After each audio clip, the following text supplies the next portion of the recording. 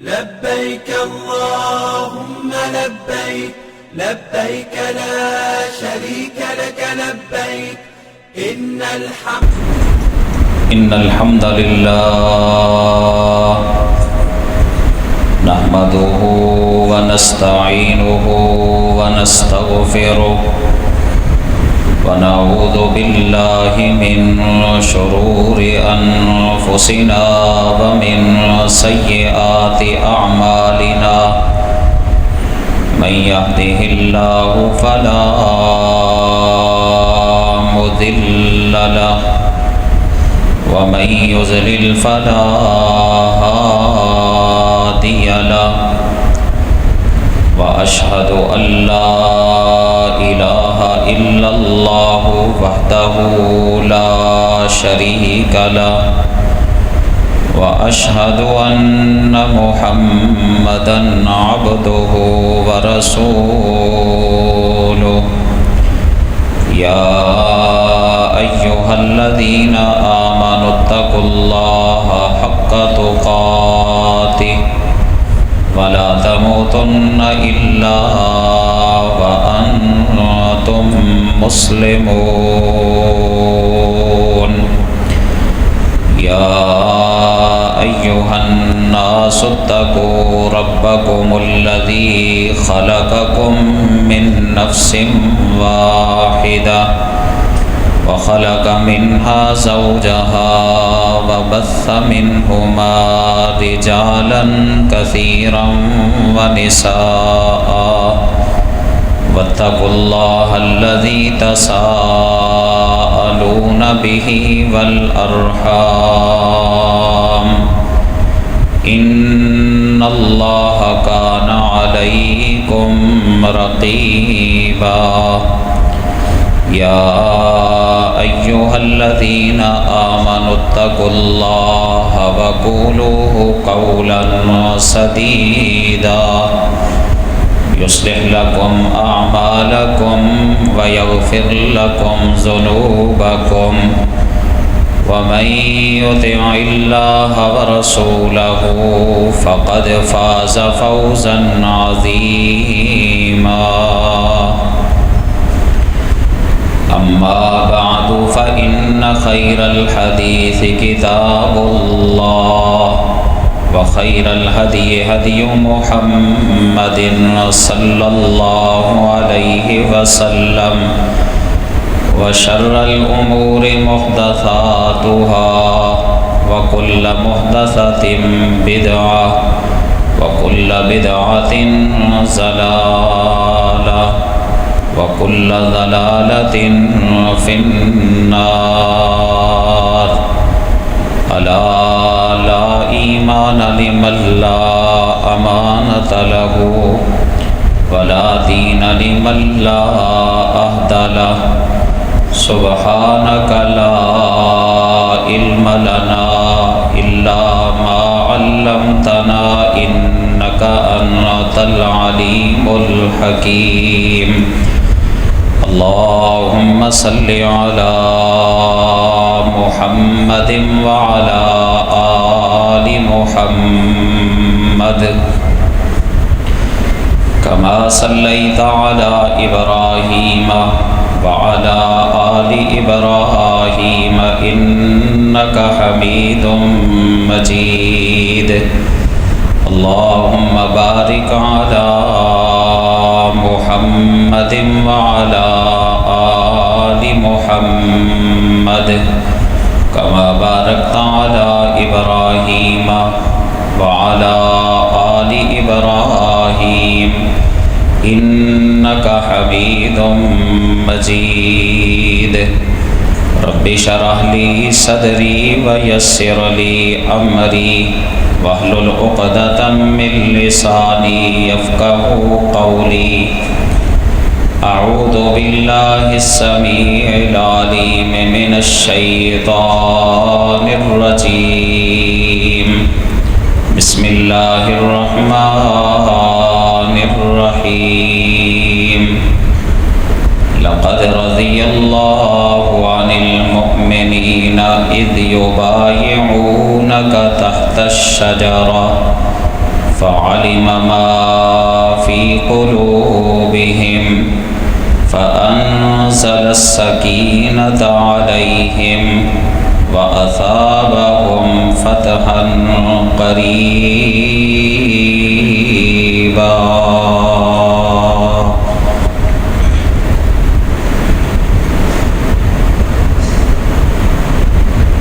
تمام تر تعریفات، تسبیحات، تحمیدات،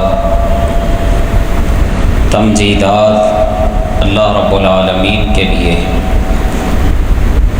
جس اللہ نے ہم سب کو پیدا کیا ہے۔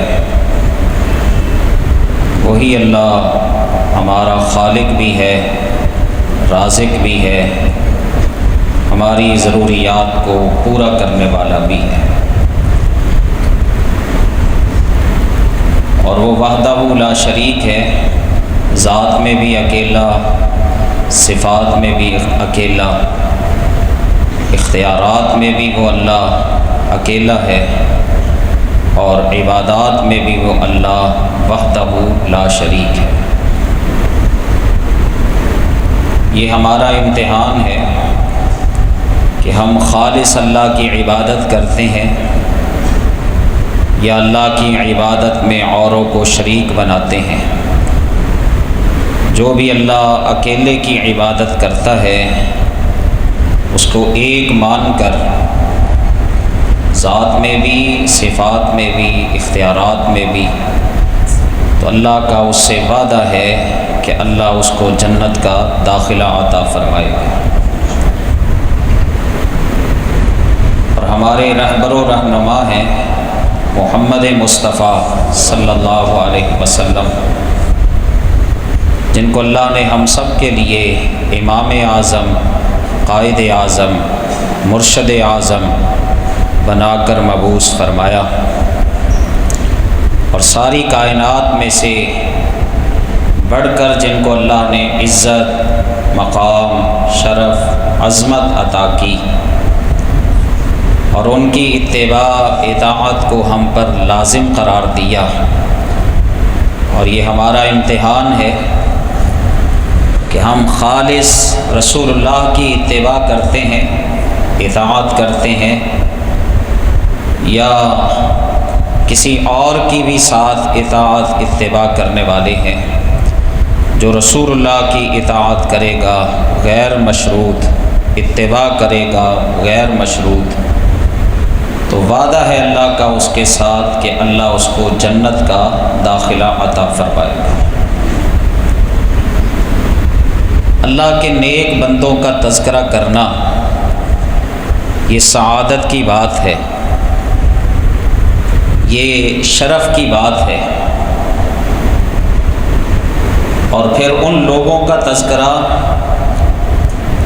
کہ جو واقعی اللہ کے نیک بندے ہیں، جن کے متعلق اللہ نے قرآن پاک میں فرمایا عباد الرحمن، رحمان کے بندے، الا ان اولیاء اللہ، اللہ کے ولی، اللہ کے دوست، اللہ کے پیارے۔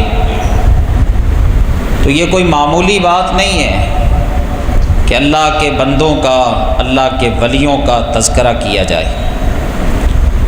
اور ایک حدیث میں بھی آتا ہے، نبی صلی اللہ علیہ وسلم نے سخت ناراضگی کا اظہار فرمایا اس بندے سے جو اللہ کے کسی ولی کے ساتھ عداوت رکھتا ہے۔ آپ نے فرمایا کہ اللہ کہتے ہیں من عاد لی ولیا، جو میرے کسی دوست، پیارے، محبوب، ولی کے ساتھ عداوت رکھتا ہو، فقد آذنتہ بالحرب، میرا اس کے خلاف اعلان جنگ ہے۔ تو یہ عام ولی کا اللہ کے رسول نے فرمایا، جو صحیح حدیث سے ثابت ہے۔ لیکن وہ اللہ کے ولی، وہ اللہ کے پیارے، وہ اللہ کے محبوب بندے جن کو اللہ نے یہ شرف، یہ مقام عطا کیا کہ ان کو محمد الرسول اللہ کا ساتھی بنایا صلی اللہ علیہ وسلم، آپ کے اہل بیت میں جن کو اللہ نے شامل فرمایا، ان کا تذکرہ، ان سے محبت، ان سے پیار رکھنا، یہ ہمارے ایمان کی نشانی ہے۔ صحابہ کرام سے محبت بھی ہمیں رسول اللہ کی محبت کی وجہ سے ہے، اور اہل بیت کے ساتھ پیار بھی ہمیں رسول اللہ کی وجہ سے ہے۔ اور پھر دونوں کے متعلق رسول اللہ صلی اللہ علیہ وسلم کی نصیحتیں ہیں۔ آپ نے اپنی امت کو سبق دیا ہے۔ صحابہ کے متعلق فرمایا اکرموا اصحابی، میرے صحابہ کا اکرام کرنا، عزت کرنا، یہ تم میں سے سب سے بہتر لوگ ہیں۔ اور کہیں فرمایا احسنوا الی اصحابی، میرے صحابہ کے ساتھ حسن سلوک کرنا۔ اگر کوئی صحابی بھی کسی صحابی کی شکایت لے کے آتا نا، تو نبی صلی اللہ علیہ وسلم آپ اس کو بھی فرماتے میرے پاس یہ شکایتیں لے کے نہ آیا کرو، میں اپنے صحابہ میں سے ہر صحابی کے ساتھ صاف دل سے ملاقات کرنا چاہتا ہوں۔ یہ اونچ نیچ تو ہو ہی جاتی ہے، جب معاشرے میں اکٹھے رہتے ہوں تو 100 اونچ نیچ ہو جاتی ہے، لیکن نبی صلی اللہ علیہ وسلم آپ کسی کی بھی شکایت سننا پسند نہیں کرتے تھے۔ اور پھر یہ بھی آپ کا فرمان ہے اللہ اللہ فی اصحابی، میرے صحابہ کے بارے میں اللہ سے ڈرنا، اللہ کا ڈر رکھنا میرے صحابہ کے بارے میں، اور میرے چلے جانے کے بعد میرے صحابہ کو ہدف ملامت نہ بنانا، ان پر طعن نہ کرنا، ان کے اوپر اپنی زبانوں کو دراز نہ کرنا۔ اور پھر نبی صلی اللہ علیہ وسلم نے یہ بھی فرمایا فَبِحُبِّي، جو بھی ان سے محبت کرے گا وہ میری محبت کی وجہ سے ان سے محبت کرے گا، اور جو بھی ان سے بغض رکھے گا وہ میرے بغض کی وجہ سے ان سے بغض رکھے گا۔ جس نے مجھے صحابہ کو ایذا پہنچائی اس نے مجھے ایذا پہنچائی، جس نے مجھے ایذا پہنچائی اس نے اللہ کو ایذا پہنچائی، اور اللہ کو جس نے تکلیف دی اللہ اس کو ضرور سزا دے گا۔ اسی طرح اہل بیت، ان کے متعلق یہ جو عام غدیر خم کے نام پر مشہور ہے، اور 18 ذی الحجہ کو عید بھی منائی جاتی ہے۔ ہمارے ہاں تو صرف 2 عیدیں ہیں نا، کیونکہ اللہ رسول نے ہمیں 2 ہی عیدیں عطا کی ہیں، ایک عید الاضحیٰ ہے اور ایک عید الفطر ہے۔ لیکن یار لوگوں نے کسی نے کوئی دن عید کا بنا لیا اور کسی نے کوئی دن، تو مسلمانوں میں بھی ایک فرقہ ہے اہل تشیع کا جو 18 ذی الحجہ کو عید کا دن قرار دیتے ہیں، بلکہ سب سے بڑی عید کا دن قرار دیتے ہیں۔ تو اس دن نبی صلی اللہ علیہ وسلم نے مکہ اور مدینہ کے درمیان ایک جگہ تھی غدیر خم، وہاں پہ آپ نے خطبہ ارشاد فرمایا تھا۔ ایک تو آپ نے یہ فرمایا تھا کہ جس کا علی مولا اس کا میں مولا، اور اس کا مطلب یہ نہیں ہے کہ علی کارساز ہیں، جو کارساز ہوتا ہے، جو مشکل کشا ہوتا ہے اس کو پریشانیاں نہیں آتی۔ اس کا مطلب کیا ہے؟ جس کا میں دوست ہوں اس کا علی دوست ہے، جس کا میں محبوب ہوں اس کا علی محبوب ہے، اور یہ حضرت علی کے ساتھ محبت کرنا یہ ایمان والوں کی علامت ہے۔ آپ نے فرمایا علی کے ساتھ بغض صرف منافق ہی رکھ سکتا ہے۔ اسی طرح آپ نے یہ خطبہ بھی ارشاد فرمایا تھا۔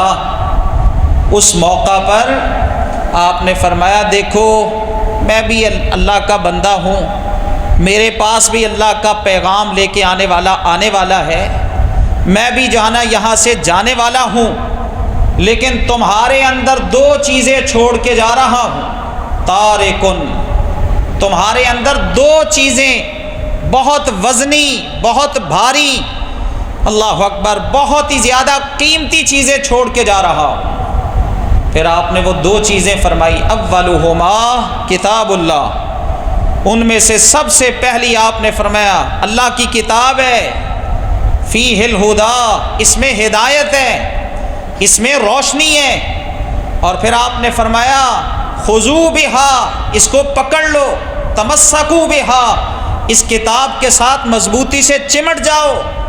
اور دوسری چیز آپ نے کیا فرمایا؟ اہل بیتی، میرے گھر والے ہیں، میرے اہل بیت ہیں۔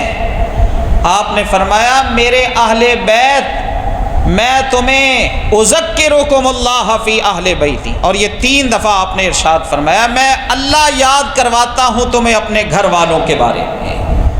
اور یہاں تو بتایا جاتا ہے نا صحابہ اور اہل بیت کے درمیان بڑی جو ہے نا وہ عداوتیں تھیں، دشمنیاں تھیں، لیکن صحابہ کرام اور اہل بیت کی محبت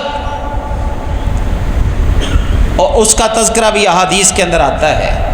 نبی صلی اللہ علیہ وسلم کے صحابی حضرت ابو بکر جب خلیفہ بنے تو کیا کہا کرتے تھے؟ ارکبوا علی محمد صلی اللہ علیہ وسلم، لوگوں آل محمد کا احترام کرنا۔ اور پھر فرماتے مجھے اپنے میرے جو گھر والے ہیں نا ان سے زیادہ محترم ہے مجھے محمد الرسول اللہ کے گھر والے صلی اللہ علیہ وسلم، میرے گھر والوں سے زیادہ مجھے رسول اللہ کے اہل بیت زیادہ پیارے ہیں، وہ جو زیادہ معزز ہیں۔ ایک دفعہ عصر کے بعد حضرت ابو بکر باہر نکلے نماز پڑھا کے، حضرت علی بھی ساتھ تھے، تو حضرت ابو بکر نے دیکھا حضرت حسن کھیل رہے ہیں رضی اللہ تعالی عنہ بچوں میں، تو حضرت ابو بکر نے آگے بڑھ کے حضرت حسن کو اٹھایا، ان کو پیار کیا اور ان کے بوسے لیے، اور اس کے بعد کہنے لگے بے ابی حسن تجھ پر میرا باپ قربان ہو جائے، شبیہم بالنبی صلی اللہ علیہ وسلم، یہ تو مشابہ محمد مصطفیٰ کے صلی اللہ علیہ وسلم، علی اس کی شباہت تیرے ساتھ نہیں ہے، اس کی شکل تجھ سے نہیں ملتی، بلکہ اس کی شکل تو محمد الرسول اللہ سے ملتی ہے صلی اللہ علیہ وسلم۔ حضرت عمر جب ان کا دور خلافت تھا تو انہوں نے کہا صحابہ کرام کے یہ جتنے بھی بچے ہیں نا ان کے لیے پوشاکیں تیار کرو، پوشاکیں تیار کی گئیں، بتلایا گیا کہ بچوں کو ہم نے جو ہے نا وہ کپڑے دے دیے ہیں، بالخصوص پہنچا حسن و حسین کو بھی دیے ہیں، جی ان کو بھی دیے۔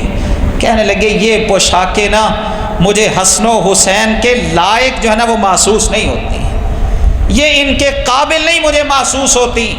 فوراً اپنا ایک قاصد بھیجا یمن کی طرف کہ جاؤ وہاں سے عمدہ کپڑے تیار جو ہے وہ لے کے آؤ، اور وہ عمدہ کپڑے لائے گئے، ان کی پوشاکیں بنائی گئیں، پھر حسن و حسین کو دی گئیں، تو کہنے لگے اب میرا دل خوش ہو گیا ہے، حسن و حسین کو یہ عمدہ قسم کی پوشاکیں دے کے میرا دل خوش ہو گیا۔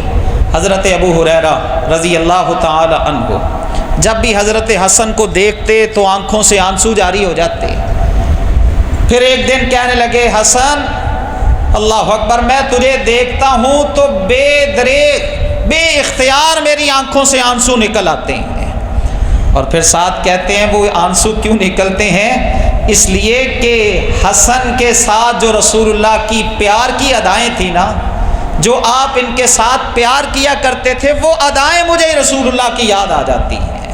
ایک دفعہ کہتے میں مسجد میں تھا، رسول اللہ تشریف لائے، آپ نے جو ہے نا وہ مجھے کہا، ساتھ لیا، ہاتھ پکڑا، بازار میں لے گئے، کوئی کام کاج تھا وہ کر کے واپس آئے، تو کیا دیکھا؟ حضرت ابو ہریرہ کہتے رسول اللہ مسجد میں تشریف لے آئے، اچانک حضرت حسن پر جو ہے نا وہ نظر پڑتی ہے، پہلے فرماتے ہیں میرا بچہ کہاں پہ ہے، اس کے بعد حسن قریب آتے ہیں تو ان سے پیار کرتے ہیں، ان سے محبت کرتے ہیں، ان کے بوسے لیتے ہیں۔ حضرت حسن جو ہے نا وہ آپ کے علم نشرہ لک صدرک والے سینے پر چڑھتے ہیں، آپ کی داڑھی کو پکڑتے ہیں۔ نبی صلی اللہ علیہ وسلم یہ دیکھ کے خوش ہوتے ہیں اور فرماتے ہیں اے اللہ میں حسن سے محبت کرتا ہوں، فاحببہ، تو بھی اس سے محبت کر، تو بھی اس سے پیار کر، اے اللہ جو اس کے ساتھ محبت کرتا ہے میری التجا یہ بھی ہے کہ تو اس کے ساتھ بھی محبت کر۔ تو صحابہ کرام اللہ کے ولی اور اہل بیت اللہ کے پیارے عباد الرحمن اولیاء اللہ، ان سے محبت، ان سے پیار، اللہ اکبر، ان کے ساتھ عقیدت، ان کا احترام، یہ ہمارے ایمان کا حصہ ہے۔ اور پھر کس کس صحابی کی بات کی جائے، یہ گلشن ہی بڑا عمدہ ہے، یہ باغ ہی بڑا عمدہ ہے جس کو لگایا تھا محمد مصطفیٰ صلی اللہ علیہ وسلم نے۔ اس کا ہر پھول، ہر جو ہے نا وہ پھل اس کا عمدہ ہی عمدہ ہے، لیکن ان میں سے ایک نام عثمان ابن عفان کا ہے۔ یہ جو مہینہ ہے نا، اس مہینے میں حضرت عثمان ابن عفان کی شہادت ہوئی، بڑی مظلومانہ شہادت ہے حضرت عثمان ابن عفان کی۔ عثمان ابن عفان، اللہ اکبر، وہ اللہ کے نیک بندے ہیں جن کو بہت زیادہ شرف حاصل ہے، بہت زیادہ مقام حاصل ہے، اللہ اکبر، مجسمہ ہے شرم و حیا کا، پیکر ہے شرم و حیا کا، عفا اور سخا ان کے اندر، اللہ اکبر، یہ وصف نمایاں ہے۔ اور پھر یہ شرف کہ رسول اللہ کے داماد ہیں، ایک دفعہ داماد نہیں بنے بلکہ رسول اللہ کے دوہرے داماد ہیں۔ رسول اللہ نے 2 دفعہ اپنی بیٹیاں جو ہے نا، جنگ بدر کا موقع تھا، نبی صلی اللہ علیہ وسلم کی بیٹی حضرت رقیہ ان کے عقد میں تھی۔ اور یہ بھی یاد رکھیے گا کہ نبوت مل جانے کے بعد سب سے پہلے اگر رشتہ داری رسول اللہ نے کسی کے ساتھ قائم کی وہ عثمان ابن عفان ہے۔ حضرت عثمان ابن عفان کو آپ نے اپنے داماد کے طور پر چنا، اور جب بندہ بیٹیوں کا نکاح کرتا ہے نا تو پھر پوچھ گچھ کرتا ہے، پھر ادھر ادھر سے سوالات کرتا ہے، پھر خوب اچھی طرح دیکھتا ہے کہ میری بیٹی کے لائق کون ہے۔ حضرت عثمان بن عفان پر نظر پڑی محمد مصطفیٰ صلی اللہ علیہ وسلم کی، اور آپ نے ان کے ساتھ اپنی بیٹی کا، رقیہ کا نکاح کر دیا، رقیہ بنت محمد صلی اللہ علیہ وسلم، ان کا نکاح حضرت عثمان ابن عفان کے ساتھ کیا۔ اور پھر حضرت عثمان نے اپنی اسی بیوی کے ساتھ ہجرت کی حبشہ کی طرف، اور اس کے بعد پھر مدینہ کی طرف۔ یہ یاد رکھیے گا کہ اسلام کے اندر ہجرت جو مدینہ کی طرف ہوئی تھی اور حبشہ کی طرف ہوئی تھی، اس کو بہت اہمیت حاصل ہے۔ اور اسی طرح جہاد میں سے بدر کے میدان کو، بدر کا جو معرکہ تھا، اس کو بہت اہمیت حاصل ہے۔ حضرت عثمان ابن عفان نے ہجرت کی حبشہ کی طرف، اور ہجرت کی اس کے بعد پھر مدینہ کی طرف۔ یہ اعزاز ملا حضرت عثمان بن عفان کو۔ اور اس کے بعد پھر حضرت عثمان رضی اللہ تعالی عنہ، جب بدر کا معرکہ ہوا نا، بدر کا میدان سجا، تو حضرت رقیہ بیمار تھی، آپ کی صاحبزادی حضرت عثمان ابن عفان کی زوجہ حضرت رقیہ بیمار تھی۔ عثمان کا دل تڑپتا ہے، لوگ جہاد قتال کے لیے جا رہے ہیں اور میں پیچھے رہ رہا ہوں۔ حضرت عثمان ابن عفان کو آپ نے تسلی دی، عثمان پریشان نہیں ہونا، عثمان پریشان نہیں ہونا، تو یہاں رہ کے میری بیٹی کی تیمارداری کرے گا، اس کی دیکھ بھال کرے گا۔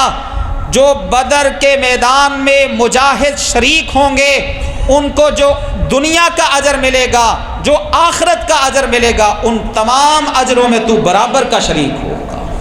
حضرت عثمان بن عفان کو یہ اعزاز حاصل ہے کہ مارکے میں شامل نہیں ہوئے، لیکن رسول اللہ نے، اور یہ مارکہ ایسا مارکہ تھا کہ حدیث کے اندر آتا ہے، رسول اللہ صلی اللہ علیہ وسلم نے فرمایا، اللہ نے بدر والوں کی طرف جھانکا، جو بدر کے میدان میں موجود تھے ان کی طرف اللہ نے دیکھا، اور پھر اللہ نے خوش ہو کے فرمایا، اعملوا ما شئتم، تم جو مرضی کرتے رہو، آئندہ کے بعد اللہ نے تم پر جنت کو واجب کر دیا ہے۔ تو حضرت عثمان ابن عفان، نبی صلی اللہ علیہ وسلم جب واپس آئے، پتہ چلا مارکے میں اللہ نے فتح عطا کی، خوشی تھی، لیکن جب واپس آئے تو پتہ چلا آپ کی بیٹی رقیہ اس دنیا سے رخصت ہو گئی ہے۔ نبی صلی اللہ علیہ وسلم سیدھے قبرستان گئے، وہاں پہ دعا کی، حضرت عثمان کو سہارا دیا، اللہ اکبر، ان کے ساتھ جو ہے نا وہ تعزیت کی، اور پھر حضرت عثمان کو اس موقع پر آپ نے فرمایا، عثمان پریشان نہیں ہونا، پریشان نہیں ہونا، اللہ اکبر، اگر رقیہ فوت ہو گئی ہے تو میں ام کلثوم کو تیرے عقد میں دیتا ہوں، ام کلثوم کے ساتھ تیرا نکاح کرتا ہوں۔ اگر کوئی بندہ کسی کی دامادی کے ساتھ خوش ہوگا تو تبھی اگلی بیٹی کا نکاح کرے گا اس کے ساتھ۔ یہاں پہ حضرت عثمان ابن عفان پر بڑا تان کیا جاتا ہے۔ حضرت عثمان ابن عفان کو اللہ کے رسول نے فرمایا، عثمان پریشان نہیں ہونا، میں تیرے ساتھ اپنی بیٹی ام کلثوم کا بھی نکاح کرتا ہوں۔ جب ام کلثوم بھی اس دنیا سے رخصت ہو گئیں، حضرت عثمان ابن عفان کے متعلق پھر رسول اللہ نے فرمایا تھا عثمان کے ساتھ اپنی بیٹیوں کا نکاح کرو، عثمان کے ساتھ نکاح کرو، اس کو دامادی کے لیے اس کا انتخاب کرو۔ اگر میری تیسری بیٹی بھی ہوتی تب میں عثمان کے ساتھ اس کا نکاح کر دیتا، لیکن اب میری 4 بیٹیاں تھیں رسول اللہ کی، حضرت زینب، حضرت رقیہ، حضرت ام کلثوم اور حضرت فاطمہ رضی اللہ تعالی عنہ۔ تو نبی صلی اللہ علیہ وسلم نے فرمایا اگر میری کوئی اور بیٹی ہوتی تو میں عثمان کے ساتھ اپنی اس بیٹی کا نکاح کر دیتا۔ ایک آدمی آیا، شاید مصر سے آیا یا بصرہ سے آیا، حج کا موقع تھا، حج کے موقع میں وہ آیا حج کرنے کے لیے۔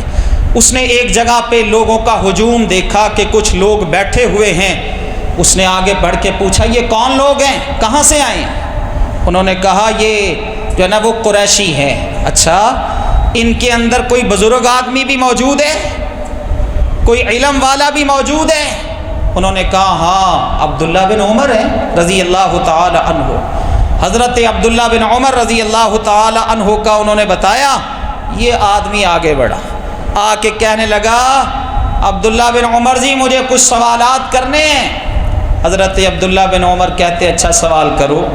اس نے سوالات کیے اور سوالات حضرت عثمان کے متعلق تھے، حضرت عثمان ابن عفان کے متعلق تھے۔ کہنے لگا مجھے یہ بتائیں کہ عثمان ابن عفان احد کے میدان سے بھاگ نہیں گئے تھے؟ عبداللہ بن عمر کہتے ہاں بھاگ گئے تھے۔ پھر وہ کہتا ہے کیا عثمان ابن عفان بدر کے معرکے میں شریک نہیں نہ ہوئے، ایسا ہی ہے؟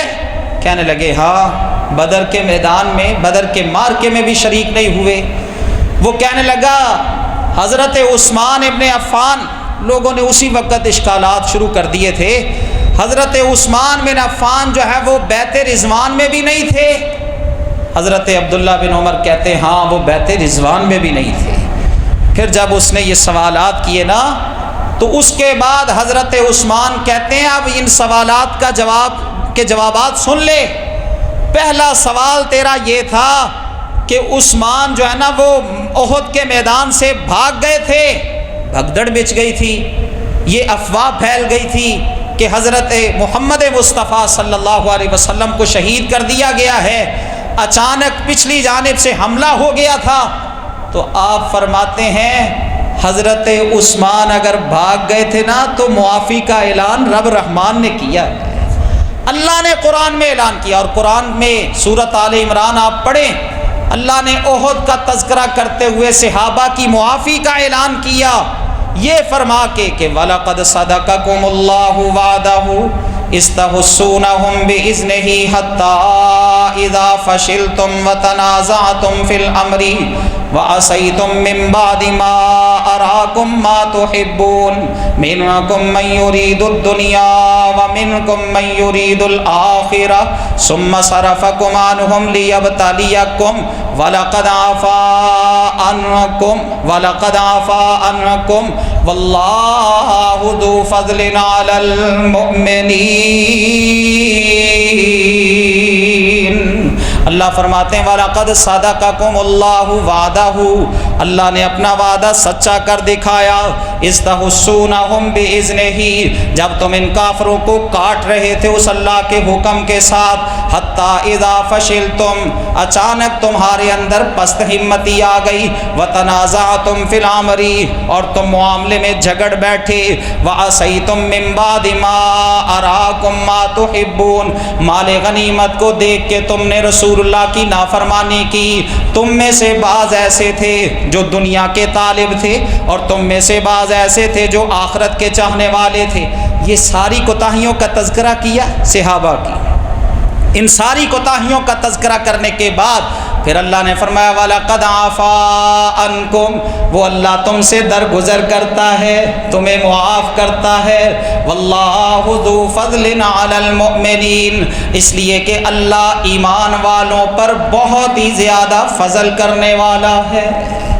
جن کو اللہ معاف کر دے اور ان کے اعزاز کی بھی کوئی اللہ اکبر، بات کی جا سکتی ہے کہ کتنا بڑا ان کا اعزاز کہ اللہ نے فرمایا اللہ نے ان سے درگزر کر دی. اور پھر یہ ایک مقام پر نہیں، تھوڑا سا آگے چل کے پھر اللہ نے فرمایا وَلَقَدْ عَفَا اللَّهُ عَنْهُمْ إِنَّ اللَّهَ غَفُورٌ حَلِيمٌ، اللہ نے ان کو معاف کر دیا، ان سے درگزر کر دیا.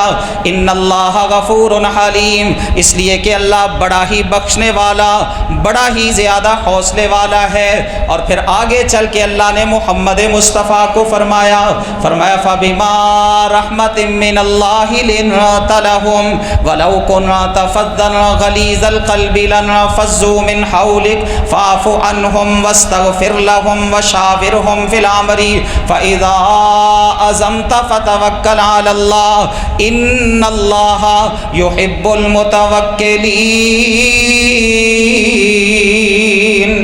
اللہ فرماتے ہیں فَبِمَا رَحْمَةٍ مِّنَ اللَّهِ لِنْتَ لَهُمْ، اے نبی محمد صلی اللہ علیہ وسلم اللہ کی رحمت کی وجہ سے آپ ان کے لیے نرم دل ہیں. لِنْتَ لَهُمْ، آپ ان کے لیے نرم دل ہیں. وَلَوْ كُنْتَ فَظًّا غَلِيظَ الْقَلْبِ، اگر آپ سخت زبان ہوتے، سخت دل والے ہوتے تو آپ کے ارد گرد سے یہ بھاگ جاتے، لیکن آپ تو بڑے ہی نرم دل ہیں. آپ کو اللہ نے بڑا رؤوف الرحیم بنایا ہے، بڑا شفقت کرنے والا، بڑا پیار کرنے والا بنایا ہے. اے نبی جی اگر ان سے کوئی کوتاہی ہو گئی ہے، وہ اللہ کہتا ہے فاعف عنہم، ان سے درگزر کیجئے گا. واستغفر لہم، ان کے لیے بخشش کی دعائیں کیجئے گا. وشاورہم فی الامر، جب بھی کوئی معاملہ بنے تو ان سے مشاورت کیا کریں. فاذا عزمت فتوکل علی اللہ، پھر مشاورت کے بعد جب آپ کسی بھی کام کے کرنے کا پختہ ارادہ کر لے تو فتوکل علی اللہ، پھر اللہ پر توکل کریں. ان اللہ یحب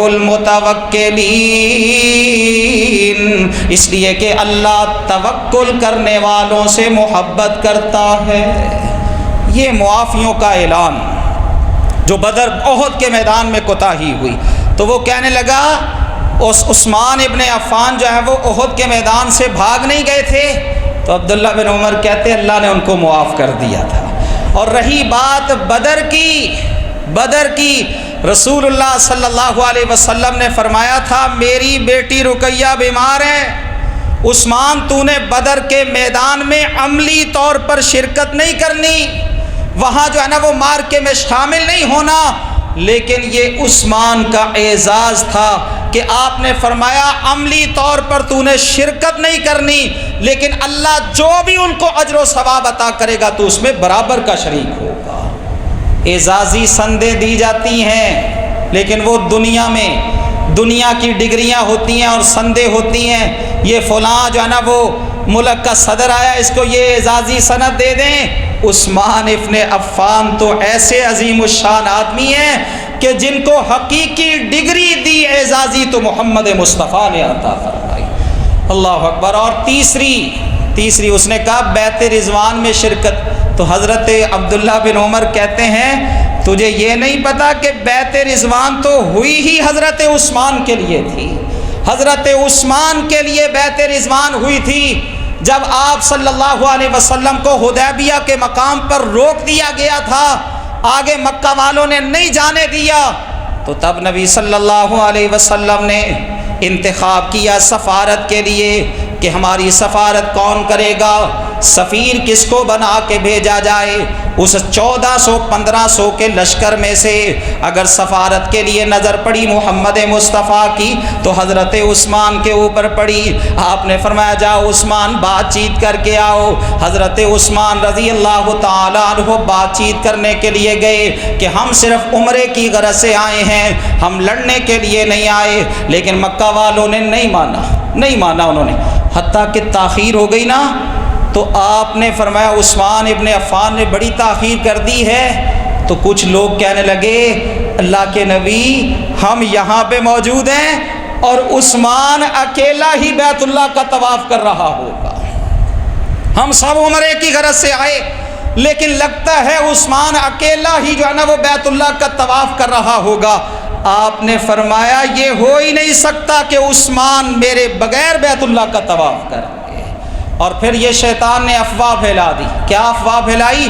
کہ عثمان کو شہید کر دیا گیا، حضرت عثمان کی شہادت ہو گئی، تب نبی صلی اللہ علیہ وسلم وہ آپ کے صحابہ 1400-1500 صحابہ جو اس وقت لڑائی کی غرض سے باہر نہیں نکلے تھے، صرف عمرے کی غرض سے آئے تھے، عمرے کی غرض سے آپ نے ان نہتے صحابہ سے جو بغیر اسلحہ کے تھے آپ نے ان سے بیعت لی، بیعت کرو اس درخت کے نیچے میرے ہاتھ پر کہ آج عثمان کا بدلہ لیے بغیر نہیں جائیں گے۔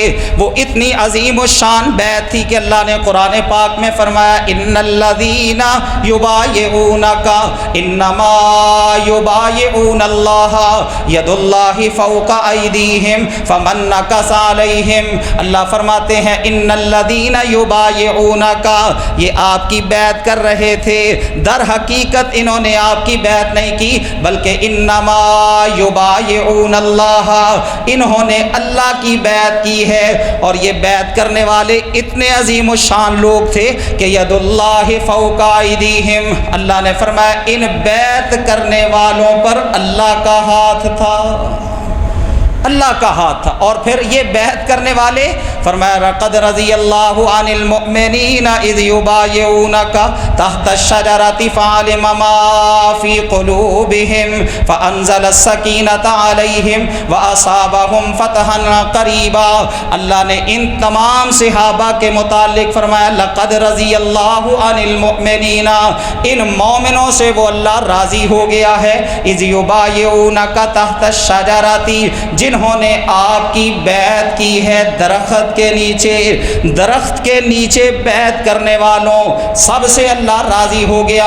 اور اس موقع پر نبی صلی اللہ علیہ وسلم نے اپنے صحابہ کی بیعت کی، لیکن جب صحابہ کی بیعت لی دیکھا عثمان نہیں ہے تو آپ نے اپنے دائیں ہاتھ کے متعلق فرمایا ھذہ ید عثمان، لوگو یہ عثمان کا ہاتھ ہے، دائیں ہاتھ کے متعلق ھذہ ید عثمان، یہ عثمان کا ہاتھ ہے، لو میں اپنا دایاں ہاتھ اپنے بائیں ہاتھ پر رکھتا ہوں، یہ محمد کا ہاتھ ہے صلی اللہ علیہ وسلم اور یہ عثمان کا ہاتھ ہے۔ اللہ فرماتے ہیں لقد رضی اللہ عن المؤمنین اذ یبایعونک تحت الشجرہ، وہ درخت کے نیچے بیعت کرنے والے۔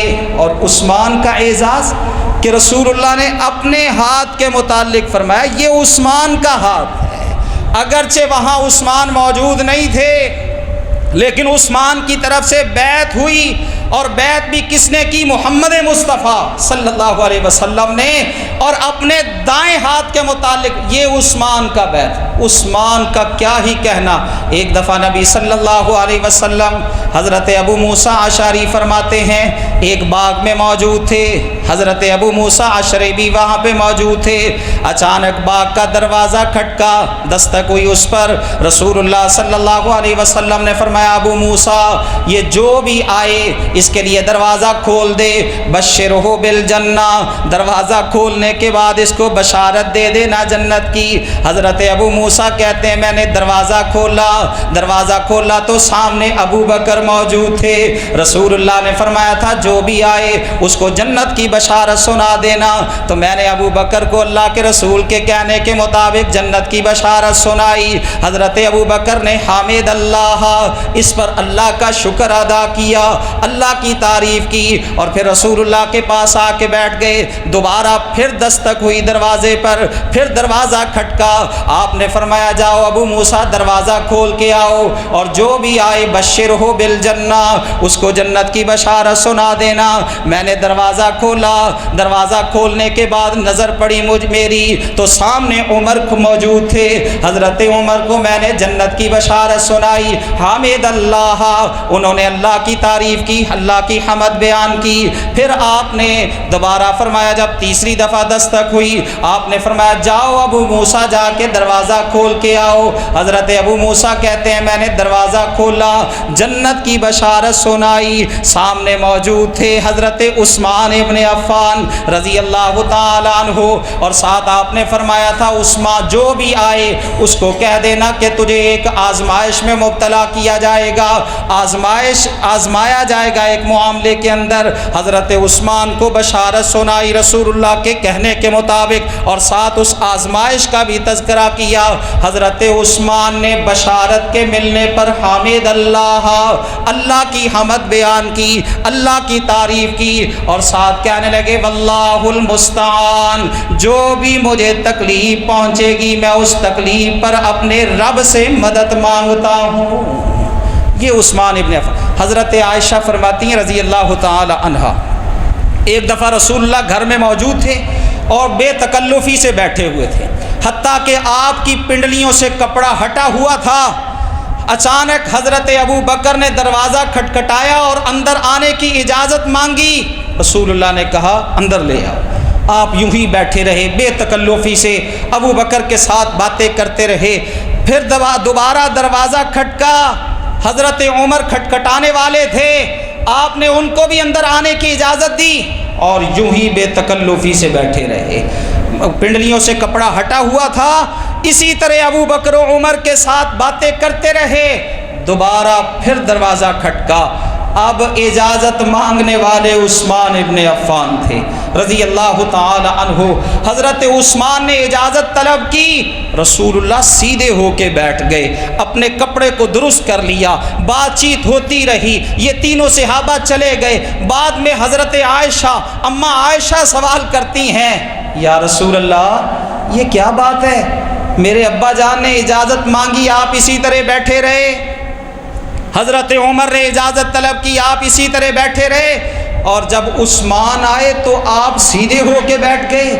آپ نے وہ بے تکلفی کا انداز ختم کیا، آپ نے فرمایا الا استحیی من رجل تستحیی منہ الملائکہ، ایسا میں اس سے حیا کیوں نہ کروں جس سے رب کے فرشتے بھی حیا کرتے ہیں۔